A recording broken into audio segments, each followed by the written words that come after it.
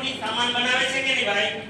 સવારમાં ઉઠીને બ્રશ વાપરો, પેસ્ટ વાપરો, શેમ્પૂ વાપરો, સાબુ વાપરો, કન્ડિશનર વાપરો, અંડરગાર્મેન્ટ પહેરો, કપડાં પહેરો, તમે ક્રીમ લગાવો, પાવડર લગાવો, પરફ્યુમ લગાવો, બોડી સ્પ્રે લગાવો, માથામાં તેલ લગાવો, તમે ચા ખરીદો, રસોડાનો સામાન, મસાલા, તેલ, વાસણ, ગેસ, બૂટ ચંપલ, કાંઈ પણ ફર્નિચર, આ બધું જ ઓઢવાનું, પહેરવાનું જે કાંઈ હોય આ બધું કોઈ કંપની બનાવે સાહેબ? યસ. હા યા ના? અચ્છા, પછી કંપની જાહેરાત કરે છે ભાઈ? જાહેરાત કરે છે. જાહેરાતમાં ખર્ચો કેટલો છે ખબર છે? 30%. 30 થી 50% ખર્ચો છે. પછી કંપનીને ઓળખાણ થઈ જાય કે આ કંપની આ બનાવે છે ભાઈ લીમડા વાળી પેસ્ટ, એટલે પછી એજન્સીને આપે, એજન્સી વાળો ડિસ્ટ્રીબ્યુટર જિલ્લા લેવલે ડિસ્ટ્રીબ્યુટરને આપે, ડિસ્ટ્રીબ્યુટર હોલસેલરને આપે, તાલુકા લેવલે હોલસેલર, સિટી લેવલે યા ગ્રામ્ય લેવલે રિટેલરને આપે અને રિટેલરથી પછી કસ્ટમરને જાય. યસ. યસ. આ કસ્ટમર શબ્દ છે ને અંગ્રેજોએ આપ્યો. કોણે? અંગ્રેજોએ. અંગ્રેજોએ. કે તું કષ્ટ કરી કરીને મર અને આ બધાને મોટા કર. હેલો, તું કષ્ટ કરી કરીને મર. તું ક્રેડિટ કાર્ડ થી લઈ આવ પૈસા, તું ગોલ્ડ લોન લઈ લે, તું કોઈ મિત્રોના ઉછીના લઈ લે, સગાના ઉછીના લઈ લે, તું વ્યાજે લઈ આવ, 5%ના 10%ના જે લેવા હોય તે પર્સનલ લોન લઈ લે, મોર્ગેજ લોન લઈ લે અને પછી તું દુકાનમાં ખરીદી કરવા જા અને એમાંથી અડધા પૈસા અમને આપવા. હેલો, છે આ સિસ્ટમ? યસ.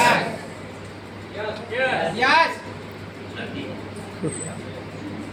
નથી સિસ્ટમ ક્યાં છે? શું કરવાનું ને શા માટે કરવાનું એ પોઈન્ટ ઉપર આવું તો કરવાનું ખરીદી. જેટલી કમાણી મેં તમને કીધું, ખેતી કરો છો, કોઈ કે નોકરી કરો, કોઈ કે હીરા કસુ મેનેજર છું, દુકાન ચલાવું, ફલાણું ઢીકડું પૂછડું હાઉસવાઈફ, તમે કામ ને કામ આ બધાને કામ માનો છો, પણ એ બધું કમાઈને એ કમાણી નાખી ક્યાં? ખરીદીમાં. હા યા યસ. અને આ ખરીદીમાં નાખ્યા તો તમે સામાન કેટલો પામ્યા ખબર તમને? માત્ર 50%. જ્યારે આ કોન્સેપ્ટ મને સમજાવતો તો ને એ દિવસથી મેં પૂરી માનસિકતા બનાવી દીધી.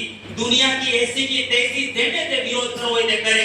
બસ મને કોન્સેપ્ટ ગમી ગયો છે કે કાંઈ લેવા દેવા વગરના 30% પૈસા મારા જાહેરાત વાળા શું કામ લઈ જાય? શું કામ? તમે એક બજારમાંથી પેસ્ટ લઈ આવો છો, વાપરો છો બધા પેસ્ટ? નવા ભાઈ બહેનોને પૂછું છું, ટૂથપેસ્ટ વાપરો છો ભાઈ?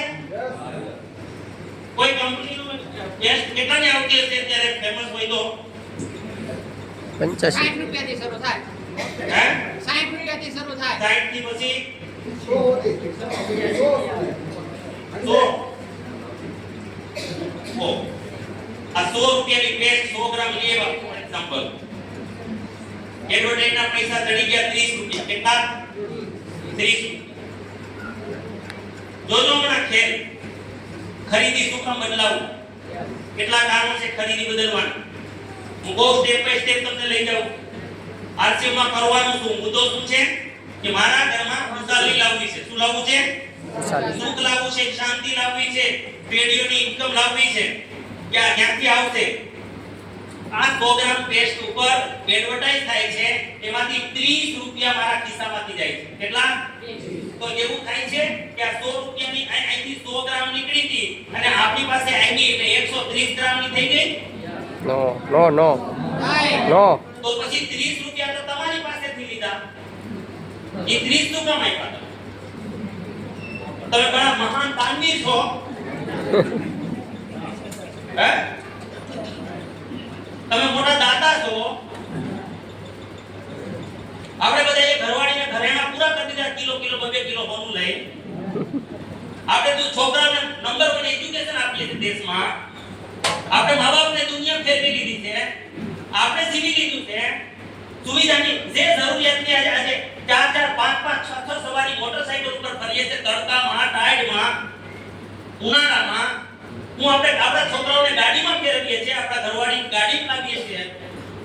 શું સુવિધા કરતી હતી મારા કુટુંબને કે હું 100 રૂપિયાના માલમાં 30 રૂપિયા એડવર્ટાઇઝમેન્ટ લઈ દઉં છું? આ કઈ દાતારી, આ કયો વિવેક, આ કઈ સમજદારી?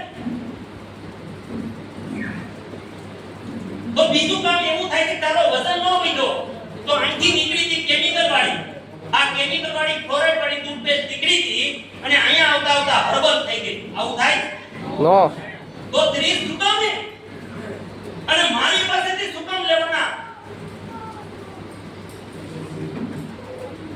એલા અભણ લોકો તો આ ભૂલ કરે તો સમજાય, પણ આજના ભણેલાઓને આ 78 વર્ષથી આપણે ભણાવ્યા એટલે એનું આપણે પાણી